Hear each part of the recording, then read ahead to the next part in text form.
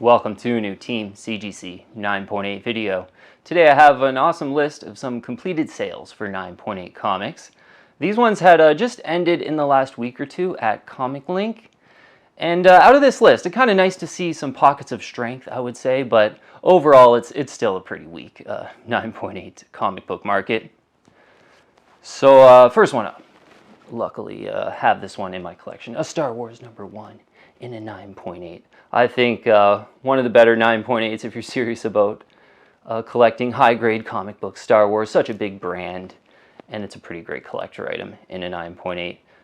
Nice to see one sell in an auction for $4,615.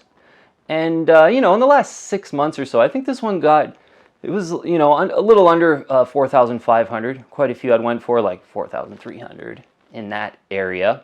Maybe this one's heating up just a little bit with the Obi-Wan show out, doing okay. But you go back like a year and a half ago when the comic book market was a lot hotter. This one was like right around the $7,000 mark a few had went for. So overall, it's kind of cooling down. You almost can't go wrong. Like if you wanted to be a little more strategic, you wait 3 to 6 months while the Obi-Wan show kind of plays out, and maybe you get a bit of a lull in Star Wars popularity. You get in there a little closer to 4,000, but it's one to one. Yeah, if you're serious about investing in 9.8 comics, a Star Wars #1 should be pretty high on your list, in my opinion. Next one, an Amazing Spider-Man #210. This is a first appearance of Madam Web. Great cover on this one too. I've always really loved the eye appeal on this cover. And yeah, Madam Web had a lot of rumors going for her in kind of, I want to say, late 2019. And, it seems to be maybe she might show up in a Spider-Man movie in the next couple years. This one's hanging in there. Yeah, this one had sold for $1,675. And I was in the market for this one. It was probably about a year and a half ago. I was trying to get one under $1,000. Maybe 2 years ago now, actually, quite a long time ago. But yeah, it's done okay. I was trying to get it under 1,000. Most were probably going for about 1,100 at that time. And in a pretty tough market, still kind of edging a little higher. I think these tend to go for a nice one right around 1,500. 1,675 might be a bit of an overpay in a kind of cooling down market, but a pretty great key overall. With the Amazing Spider-Man trade dress, it's kind of hard to go wrong. That one going for $1,675. Next one, I do have an Amazing Spider-Man 252 in a newsstand edition. Pretty great one. If you're pretty serious about getting an Amazing Spider-Man 252, you go for the newsstand version. Is a great way to get a great collector item. And this one's selling in an auction, $2,220. I had saw one go, it was about a month or two ago, sorry, for $2,200. So kind of right in the range I think they've been going in. This one's been a little bit higher. It was right around $3,000 when the market was a lot hotter. Cooling down a little bit, but actually kind of hanging in there. And yeah, I did mention on like a recent video, Amazing Spider-Man 252 in a 9.8. Kind of a no-brainer if you're a big Spider-Man fan. In the newsstand, even better. So $2,220, a recent one selling for. Next one, Amazing Spider-Man 300. And great to see a couple of these sell in an auction. Origin and first appearance of Venom, classic McFarlane cover. $5,010 and $5,000. And yeah, I would say in the last 3 to 6 months, it's been a little under 5,000 mostly, 4,800, 4,900. But this one over time has done really well and is kind of a no-brainer. Still cooling down a little bit from those Let There Be Carnage movies. So I think it is one of the better 9.8s to grab from the 80s. And you can probably get in there right now if you're really serious about your 9.8s. And I did kind of bring out 3 of my, I think, better 9.8 investments. If you're really serious about investing in 9.8 comics, a Star Wars #1, an Amazing Spider-Man 252 newsstand, and an Amazing Spider-Man 300 are pretty great ones. Yeah, if you're serious about the hobby, for sure. Okay, next one, a pretty great one as well. Amazing Spider-Man 361 in a newsstand edition, 9.8, selling for $852. And yeah, this is one that really kind of tanked after the movie, and I did make a couple videos, like, I think now's kind of the time to buy. Like, these are just really tanking. And I think the newsstand and the directs in an Amazing Spider-Man 361 are having a bit of a bounce here, which is nice to see. I think the newsstands, they got under 700 for a minute there, and then they really bounced up to kind of 750 to 850 pretty quick, with this one going for 852. But the directs really, I think, are under 500 now. But I think they actually bounced maybe a little bit over 500. As I said, this one kind of bouncing back from really kind of tanking after the Let There Be Carnage movie. But I have this one as well. If you're a big Carnage fan, you kind of want this one. And 852. Maybe you kind of look to get it under 800 if you want to get a deal on the newsstand. Amazing Spider-Man 361. Interesting one, the next one. Amazing Spider-Man number 4, when Cindy Moon becomes Silk in the variant edition, the Ramos variant. I saw a couple of these at Comic Link go pretty much at the same time, and it's so interesting. I got like a question mark in my notes here because it's one had sold for $601, which is like a screaming deal. I haven't saw this one really go for that low in a really long time. And another one sell for $1,100, pretty much at the same time. And I was looking at the pictures of each of them, and I couldn't really tell, like, oh, one looked so much better, or one had like a big spine tick or something like that. Couldn't even tell. So just, you know, sometimes it's just luck of the draw that you can get a pretty good deal on some of these. And they're pretty much same exact book in a 9.8. One selling for $601 and another one for $1,100. So, you know, I think the fair value, if you kind of split the difference, is about the fair value on this one, where maybe $900, $800 to $900, I think is a good deal on an Amazing Spider-Man 4 in the variant. That's actually a pretty great one, with there being some potential, I think, with Silk moving forward. Okay, Avengers 257, the next one. First, Nebula in a direct edition. Saw a couple direct editions go in this group of auctions. $258 and $283. Yeah, maybe if you're really patient, you get this one under $250. But those are pretty much kind of in the range of a fair value.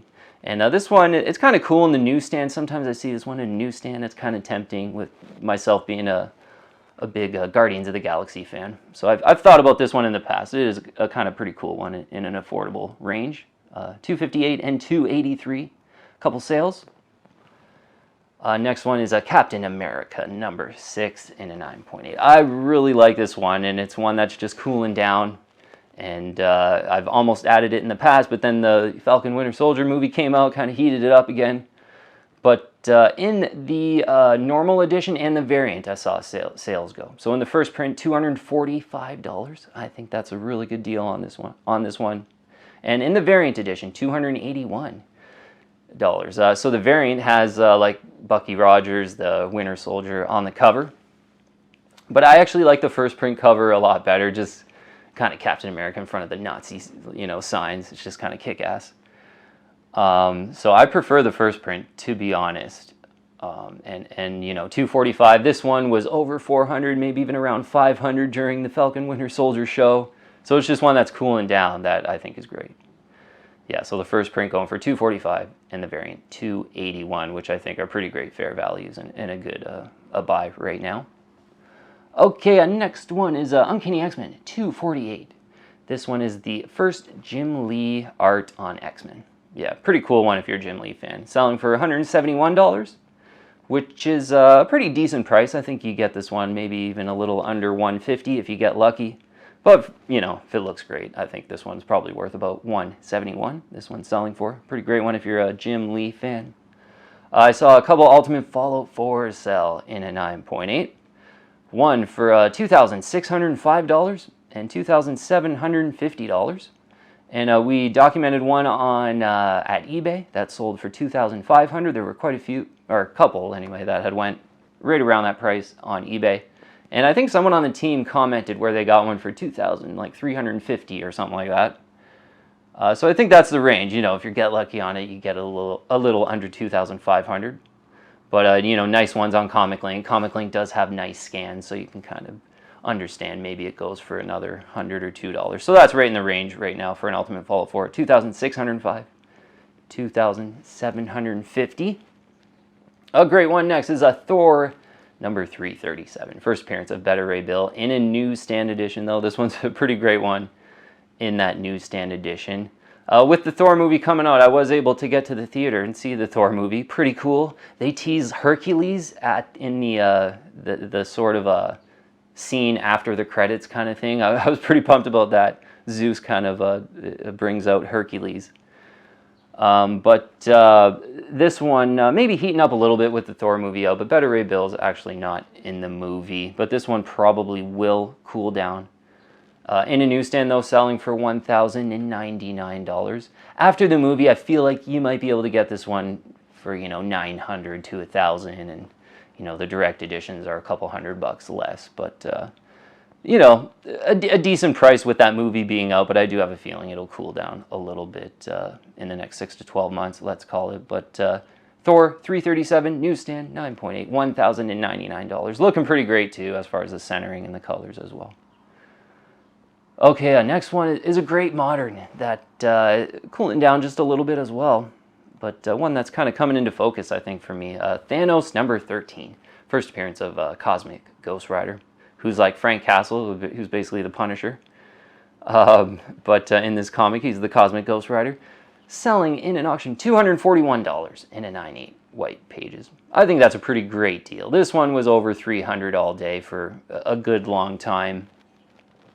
So yeah, I think it's just one in the modern age that's cooling down that you could absolutely think about grabbing. Under $250, let's call it. I think that's a pretty great one. Thanos 13 in a 9.8. I saw Teenage Mutant Ninja Turtles Adventures number 1 in a 9.8 sell for $499. We've been kind of documenting this one. It is one that I do have a Canadian price variant signed one.